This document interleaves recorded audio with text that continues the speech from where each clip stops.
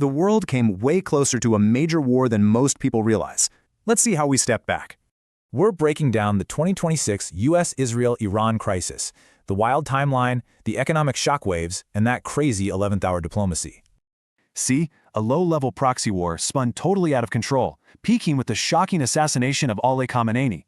Suddenly, the battlefield exploded across multiple international fronts. We were literally looking at the start of a global war.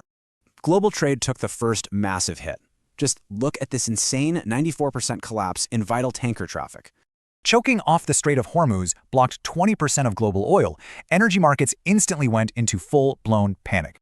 With oil threatening $120 a barrel, we were all staring down soaring inflation and rapidly shrinking economies. But honestly, it wasn't just oil. Developing nations were facing massive welfare losses and a terrifying, catastrophic food crisis.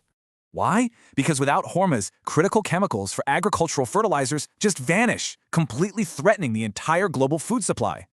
So, as markets cratered, some seriously desperate back-channel diplomacy finally stopped the bleeding with a 14-point agreement. This Geneva Agreement relied on 4 incredibly fragile steps, ranging from an immediate ceasefire to unfreezing billions in assets. But get this, a major Israeli strike in Beirut nearly torpedoed the entire deal just hours before signing. Iran literally readied its missiles. It took 15 agonizing hours of mediation and direct presidential intervention to save it. Now, the survival of this whole agreement really hinges on whether hostilities in Lebanon actually stop for good. Looking back, this unprecedented crisis leaves us with 3 massive leadership lessons about navigating modern global fragility. First off, military escalation, terrifyingly easy. But diplomatic negotiation is agonizingly slow, and man, is it fragile. Number 2, weaponizing the global economy by threatening our food and oil is a brutal way to force concessions.